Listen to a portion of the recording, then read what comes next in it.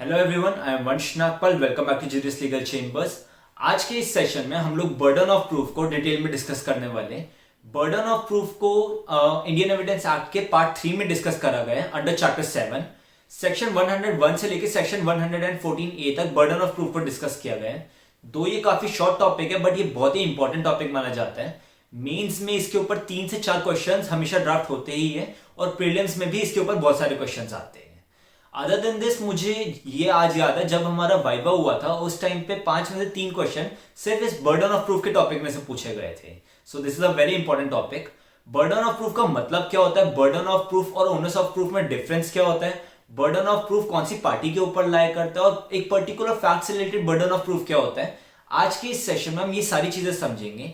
Section 101 से लेकर section 103 of Indian evidence act को आज के इस सेशन में हम लोग डिटेल में डिस्कस करेंगे।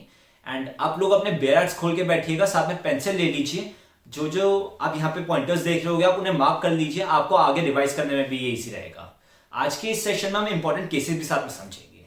सो let's begin the video. Starting from the meaning, the term burden of proof means obligation to prove one's assertion. जब भी कोई इंसान किसी दूसरे इंसान को या तो एलिज करता है किसी क्राइम के लिए, या कोई नया फैक्ट एड्यूस करता है, या कोई नया एविडेंस इंट्रोड्यूस करता है, तो ऐसे इंसान की ड्यूटी होती है कि वो अपनी स्टेटमेंट को सच्चा प्रूव करे। फॉर एग्जाम्पल, अगर ए ने ये एलिज किया कि बी ने मर्डर किया है, तो यहाँ पे ए की ड्यूटी है कि ये प्रूव करे कि बी ने मर्डर किया है। अगर ए ये प्रूव नहीं कर पाता तो हम बी को गिल्टी नहीं मान सकते, बी को तब तक के लिए इनोसेंट ही माना जाएगा। इस प्रिंसिपल को हम प्रिजम्पशन ऑफ इनोसेंस बोलते हैं। इंडियन क्रिमिनल जस्टिस सिस्टम जो होता है इसी प्रिजम्पशन के बेसिस पे बना हुआ है। इंडियन क्रिमिनल सिस्टम के अंदर यह माना जाता है कि जब तक किसी इंसान को गिल्टी प्रूव नहीं कर दिया जाता तब तक उसे इनोसेंट ही माना जाएगा। जब तक फेयर ट्रायल में ये जजमेंट नहीं आ जाती कि वो इंसान गिल्टी है, तब तक ऐसे इंसान को इनोसेंट माना जाता है। इस कंसेप्ट के दो अंडरलाइनिंग प्रिंसिपल्स जो है वो दो लैटिन टर्म्स में से निकल के आते हैं, ओनस प्रोबेंडी एंड फैक्टम प्रोबेंडम। ये दोनों ही टर्म्स काफी इंपॉर्टेंट मानी जाती है बिकॉज प्रीलिम्स में इनके ऊपर काफी बार क्वेश्चंस पूछे जाते हैं। ओनस प्रोबेंडाई का मतलब होता है बर्डन ऑफ प्रूफ और फैक्टम प्रोबेंडम का मतलब होता है प्रूविंग द फैक्ट्स। ओनस प्रोबेंडाई का जो कंसेप्ट है वो ये सजेस्ट करता है कि बर्डन ऑफ प्रूफ उस इंसान के ऊपर होता है जो एक नई एफर्मेटिव पोजीशन को एलिज करता है। जो भी कोई एलिज कर रहा है, जो भी कोई ब्लेम कर रहा है, उस इंसान के ऊपर बर्डन ऑफ प्रूफ रहेगा। वो इस बात को प्रूव करेगा कि उसका एलिगेशन सही है। ओनस प्रोबेंडाई का जो कंसेप्ट होता है ये सिविल केसेस और क्रिमिनल केसेस में अलग अलग तरीके से ऑपरेट करता है। सिविल केसेस के अंदर दोनों ही पार्टीज, प्लेंटिफ और डिफेंडेंट, अपनी अपनी बात को प्रूव करने के लिए अपने एविडेंस देते हैं। यहां पे प्लेंटिफ के ऊपर ये बर्डन होता है कि वो अपने केस को प्रूव करने के लिए ज्यादा वेटेज वाले एविडेंस शो करे। इसे एक एग्जांपल के हद से समझते हैं। अगर ए ने एक टेस्टेटर केस फाइल करा ये प्रूव करने के लिए कि बी ने उसकी फेवर में एक विल बनाई थी जिसमें बी ने अपनी प्रॉपर्टी ए को दे दी, और उसी प्रॉपर्टी में सी का एक इंटरेस्ट है। सी ने ये बोला कि ये विल जो है ये बी ने ऐसी कोई विल नहीं बनाई थी, ए ने विल को फैब्रिकेट किया है, ए ने झूठी विल दिखाई है यहाँ पे। तो यहाँ पे ए अलग स्टेटमेंट दे रहा है और सी अलग स्टेटमेंट दे रहा है। दोनों ही अपनी बात को प्रूव करने के लिए अलग अलग एविडेंस देंगे। तो यहाँ पे कोर्ट देखेगी किसके एविडेंस ज्यादा स्ट्रॉन्ग है। कोर्ट को यहाँ पे सिविल केसेस के अंदर किसी एक की एविडेंस से या किसी एक की बातों से 100% कंप्लाई करने की जरूरत नहीं होती। अगर कोर्ट को लग रहा है ए के एविडेंस थोड़े से भी ज्यादा स्ट्रॉन्ग है तो वो ए की फेवर में जजमेंट पास कर देगी। अगर कोर्ट को लग रहा है सी के एविडेंस थोड़े से भी ज्यादा स्ट्रॉन्ग है तो वो सी की फेवर में जजमेंट पास कर देगी। On the other hand, criminal cases के अंदर burden of proving the accused gilts is completely on prosecution. Prosecution को ये प्रूव करना होता है that accused has committed the crime beyond a reasonable doubt। यहां पे एक टर्म आता है beyond a reasonable doubt। इस टर्म के ऊपर मैंने ज्यादा फोकस इसलिए कर रहा हूं बिकॉज अगर ये प्रोसिक्यूशन यहां पे ये प्रूव नहीं कर पाता beyond a reasonable doubt कि ये क्राइम इसी एक्यूज ने करा है, तो ऐसे केस में उस एक्यूज को बेनिफिट ऑफ डाउट मिल जाता है। अगर प्रोसिक्यूशन ने कोई एलिज किया कि एक्यूज ने ये क्राइम करा है और हमें लग रहा है, हमें शक है कि ये क्राइम एक्यूज ने ही करा है क्योंकि और कोई बंदा नहीं मिल रहा, तो ऐसे केस में कोर्ट एक्यूज को बेनिफिट ऑफ डाउट देगी। जब तक certainly beyond reasonable of doubt court ये श्योर नहीं होती कि उसी एक्यूज ने वो क्राइम करा है, तब तक उस एक्यूज को उसके लिए सजा नहीं होगी। Krishna versus state of UP 2007 के केस के अंदर कोर्ट ने ये बोला, सुप्रीम कोर्ट ने ये बोला था कि एक्यूज को जब प्रूव करना होता है अपने केस को, तो उसे बियॉन्ड रीजनेबल डाउट जाके अपने केस को प्रूव करने की जरूरत नहीं होती। एक्यूज सिर्फ ये शो कर दे कि उसके पास कुछ स्ट्रॉन्ग एविडेंस है अपनी बात को प्रूव करने के लिए, या फिर वो किसी तरीके से प्रोसिक्यूशन के आर्ग्यूमेंट्स को गलत प्रूव कर सके, तो भी ऐसे केस के अंदर एक्यूज को बेनिफिट ऑफ डाउट मिलता है। यही चीज हमने आरुषि तलवार केस में भी देखी थी। आरुषि तलवार केस, जिसे Noida double murder case of 2008 भी बोला जाता है, इस केस के अंदर एक 15 साल की बच्ची आरुषि और उसके सर्वेंट का मर्डर हो गया था। यहां पे उस बच्ची के पेरेंट्स को ये एक्यूज बनाया गया था कि इन्हीं पेरेंट्स ने बच्ची और सर्वेंट का मर्डर किया है। यहां पे कोई भी डायरेक्ट एविडेंस नहीं था एक्यूज के अगेंस्ट, तो इस केस के अंदर सर्कमस्टेंशियल एविडेंस के बेसिस पे एक्यूज को सजा दी गई थी सेशन कोर्ट द्वारा। पर हाई कोर्ट में जब अपील करी गई थी, हाई कोर्ट में उन्होंने प्ली ऑफ एलिबाई ली थी। उन्होंने ये कहा था कि उस टाइम पे हम वहां पे नहीं थे, हम कहीं और थे, इनके अगेंस्ट कोई भी डायरेक्ट एविडेंस नहीं था, उस टाइम पे सर्कमस्टेंशियल एविडेंस भी ब्रेक हो गए थे। तो ऐसे केस में दोनों एक्यूज्ड को बेनिफिट ऑफ डाउट मिला था और इन्हें छोड़ दिया गया था। Section 101 of Indian evidence act reads as whoever desires any court to give judgment as to any legal right or liability dependent on the existence of facts that he asserts must prove the existence of those facts, or must prove that those facts exist. When a person is bound to prove the existence of such facts, it is said that burden of proof lies on that person. First para के अंदर ये बोला गया है कि कभी भी अगर कोई इंसान ये चाहता है कि कोर्ट उनकी फेवर में जजमेंट दे, उनकी किसी लीगल राइट को या किसी और के लीगल लाइबिलिटी को नजर में रखते हुए कोर्ट किसी इंसान की फेवर में जजमेंट दे, ये मानते हुए कि उसके दिए हुए फैक्ट्स जो है वो सही है, तो उस इंसान को ये प्रूव करना पड़ेगा कि जो उसने फैक्ट्स दिए वो एक्चुअल में एग्जिस्ट करते हैं। पैरा 2 में ये बताया गया है कि जब ऐसे इंसान को ये प्रूव करना है कि उसके दिए हुए फैक्ट्स सच में एग्जिस्ट करते हैं, तो ये माना जाएगा कि बर्डन ऑफ प्रूफ ऐसे इंसान के ऊपर ही है जिसने ये प्रूव करना है कि वो फैक्ट सही है।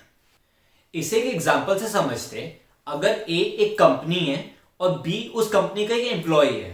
ए कंपनी में एक स्ट्रैटेजी बनाई गई थी जो अब तक कॉन्फिडेंशियल थी, किसी और को नहीं बताई गई थी। इस स्ट्रैटेजी के बारे में इस बी एम्प्लॉय को पता था। इसने वो स्ट्रैटेजी जाके किसी एक राइवल कंपनी को बता दी। अब इस वजह से ए कंपनी को 10 करोड़ रुपए का लॉस हुआ और यहां दूसरी कंपनी से बी ने पैसे ले लिए उस स्ट्रैटेजी को बताने के लिए। तो यहां पे ए ने बी के ऊपर केस करा to supply inside information, to supply confidential information for criminal breach of trust.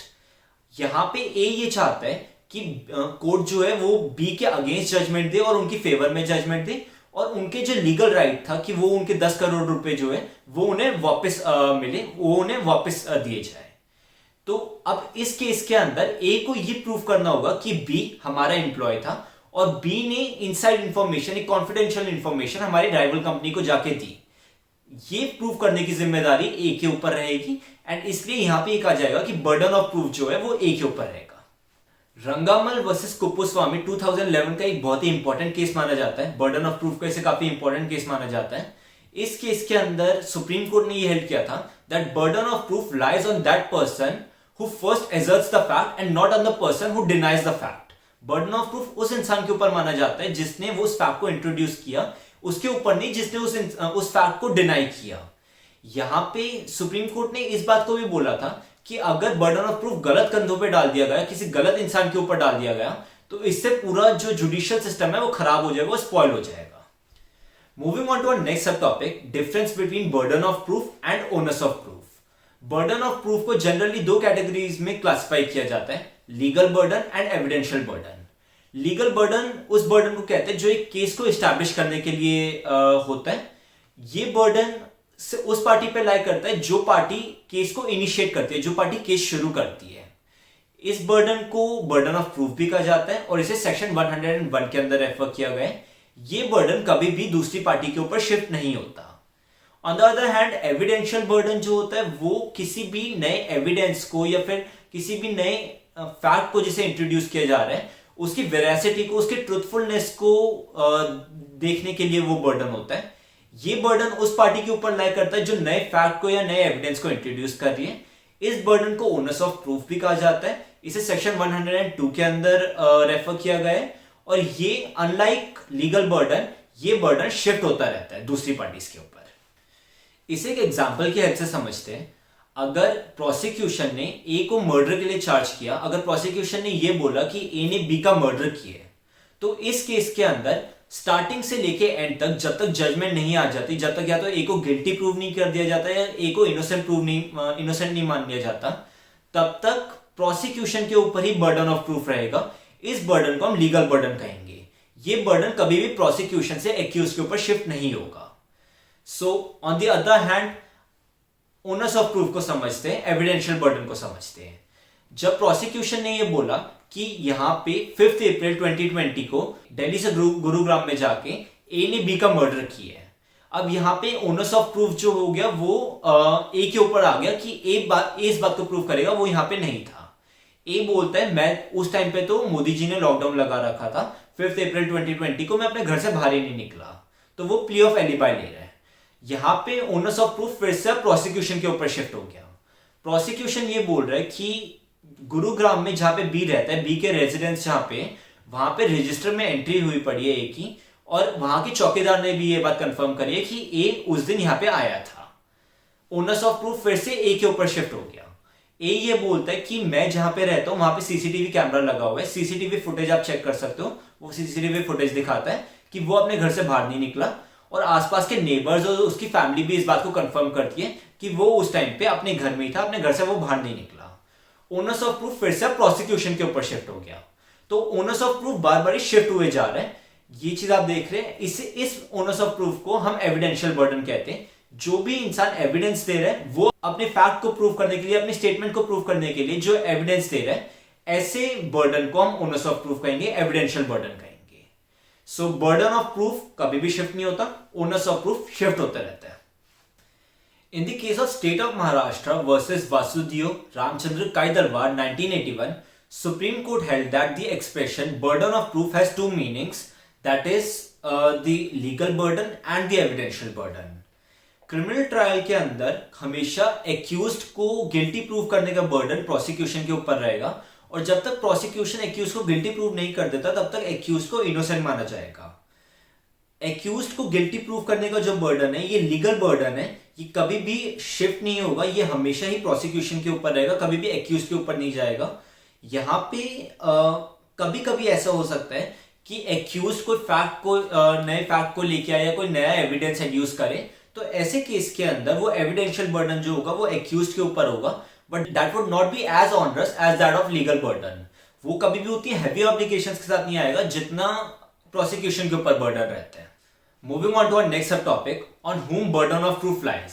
जैसे कि हमने बर्डन ऑफ प्रूफ के बारे में बात करी, लीगल बर्डन हमेशा उस पार्टी के ऊपर रहता है जो केस को इनिशिएट करती है, या तो वो प्रोसिक्यूशन हो सकता है, प्लेंटिफ हो सकता है। जो भी पार्टी उस केस को इनिशिएट करेगी, हमेशा लीगल बर्डन उसी पार्टी के ऊपर रहेगा, ये बर्डन कभी भी शिफ्ट नहीं होता। बट यहाँ पे जब हम on whom burden of proof lies की बात करते हैं, हम बेसिकली ओनर्स ऑफ प्रूफ की बात करते हैं, बर्डन ऑफ प्रूफ की बात नहीं करते। Onus of proof that is the evidential burden, ये कौन सी पार्टी के ऊपर लाई करेगा। Section 102 of Indian evidence act states that burden of proof in a suit of proceeding will lie on that party who will fail if no evidence is given from either side. यहाँ पे burden of proof को जहां बोला गया है, यहाँ पे सिर्फ एविडेंशियल बर्डन की बात की गई है, ओनर्स ऑफ प्रूफ की बात की गई है। ओनर्स ऑफ प्रूफ उस पार्टी के ऊपर लाई करेगा जो जब कोई भी एविडेंस नहीं दिया जा रहा दोनों पार्टी से, तो उस पार्टी, जिस पार्टी का नुकसान हो जाएगा, जिस पार्टी के अगेंस्ट जजमेंट चली जाएगी, उस पार्टी के ऊपर यह कहा जाएगा कि ओनर्स ऑफ प्रूफ लाई करता है। इसे एक हाइपोथेटिकल एग्जांपल की हेल्प से समझते हैं। ए और बी दो भाई है, इन दोनों के पास एक प्रॉपर्टी है। ए 50% उस प्रॉपर्टी को लेके बैठा हुआ है और बाकी 50% पोजीशन बी के पास है।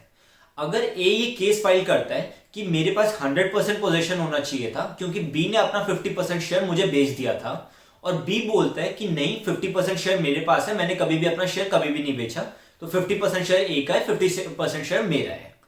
यहां अगर ए ने ये बात बोली कि बी ने मुझे अपना सारा शेयर 5 करोड़ रुपए में बेच दिया था और इसकी मेरे पास सेल डीड पड़ी हुई है, और बी ने बोला नहीं ऐसी कोई सेल डीड नहीं है, ये गलत बात बोल रहे हैं, तो सबसे पहले ओनर्स ऑफ प्रूफ जो है वो ए के ऊपर आएगा क्योंकि उसने ये बात बोली है कि उसके पास सेल डीड पड़ी हुई है।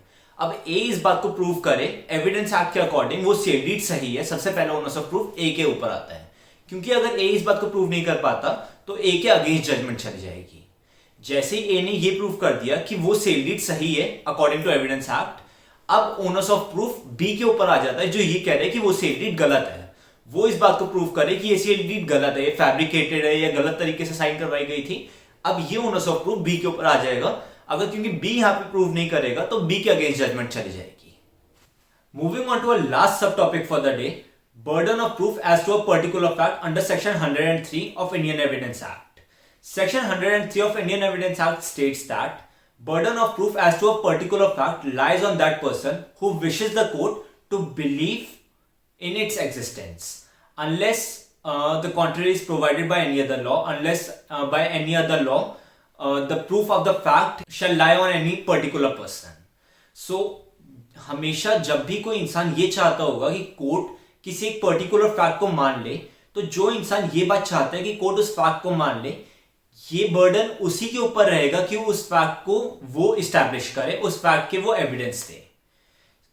लोग जनरली सेक्शन 101 और सेक्शन 103 की लैंग्वेज में बहुत ज्यादा कंफ्यूज होते हैं, बिकॉज दोनों की लैंग्वेज काफी हद तक सिमिलर भी है। सेक्शन 101 में ये बोला गया है कि बर्डन पूरे केस को प्रूव करने का है, वहां पे एक पर्टिकुलर फैक्ट को प्रूव करने का नहीं है। वो बर्डन कभी भी शिफ्ट नहीं हो सकता। ऑन द अदर हैंड यहाँ पे सेक्शन 103 के अंदर जो बर्डन की बात की गई है वो एक पर्टिकुलर फैक्ट को प्रूव करने की बात की गई है। यहाँ पे पूरे केस से कोई लेना देना नहीं है। जिसने भी कोई एक नया फैक्ट लाया है, मान लीजिए वो प्लेंटिफ है, डिफेंडेंट है, ये वो प्रोसिक्यूशन भी हो सकता है, एक्यूज भी हो सकता है, कोई भी इंसान जो एक नया फैक्ट को स्टेट करे, उस इंसान के ऊपर वो बर्डन रहेगा कि वो उस फैक्ट को ये दिखाए कि ये फैक्ट सच्चा फैक्ट है और ये फैक्ट गलत नहीं है। State of Haryana versus Sher Singh के केस के अंदर शेर सिंह जो एक्यूज था उसके पास 1/3 प्रॉपर्टी थी और बाकी 2/3 प्रॉपर्टी बाकी दो भाइयों के पास थी। सो शेर सिंह एक दिन अपने बच्चे के साथ, अपने बेटे के साथ जाके इन दोनों भाइयों को धमकाता है कि ये प्रॉपर्टी आप मेरे नाम करो। दोनों भाई जब मना करता है, वो दोनों भाइयों से लड़ाई करता है, दोनों भाइयों को लाठियां मारनी शुरू करता है, दोनों भाई इंजर्ड हो जाते हैं और दोनों भाइयों की ही डेथ हो जाती है। दोनों भाइयों की वाइफ वहां पे प्रेजेंट होती है और इनकी सिस्टर भी वहां पे प्रेजेंट होती है। ये तीनों वहां पे चिल्लाते हैं पर इन तीनों को वो चुप करा देता है। सो शेर सिंह के खिलाफ जाके डिसीज की वाइफ जो है जाके FIR लिखवाती है। वहां पे सेशन कोर्ट इन दोनों शेर सिंह और उसके बेटे को कन्विक्ट कर देते हैं मर्डर के लिए, बट हाई कोर्ट जो है वो उन्हें छोड़ देते हैं। सुप्रीम कोर्ट यहाँ पे बाद में इंटरफेयर करता है और सुप्रीम कोर्ट ये हेल्ड करता है कि अगर यहाँ शेर सिंह, क्योंकि हाई कोर्ट के सामने प्ली ऑफ एलिबाई लेते हैं, वो कहता है कि मैं उस दिन यहाँ पे था ही नहीं और ये झूठा केस है, तो सुप्रीम कोर्ट यहाँ पे ये बोलता है कि अगर प्ली ऑफ एलिबाई इन्होंने ली है तो under section 103 of Indian evidence act ये इन्हीं के ऊपर है कि वो उस प्ली ऑफ एलिबाई को प्रूव करे, और ये उस प्ली ऑफ एलिबाई को प्रूव नहीं कर पाते, इसलिए इन्हें यहां पे कॉन्विक्ट किया जाता है। सो वी होप आपको ये वीडियो हेल्पफुल लगी और आपको बर्डन ऑफ प्रूफ का सारा कॉन्सेप्ट क्लियर हो गया होगा। इससे रिलेटेड आपके कोई भी डाउट्स है, you can just ask us in the comment section. अगर आपने चैनल को अब तक सब्सक्राइब नहीं करा, just do subscribe the channel and don't forget to press the bell icon. इससे आपको हमारी सारी वीडियोस के रेगुलर नोटिफिकेशंस मिलते रहेंगे। एंड अगर आपको ये वीडियो हेल्पफुल लगी, just don't forget to like and share the video. Also all the best, keep studying, thank you.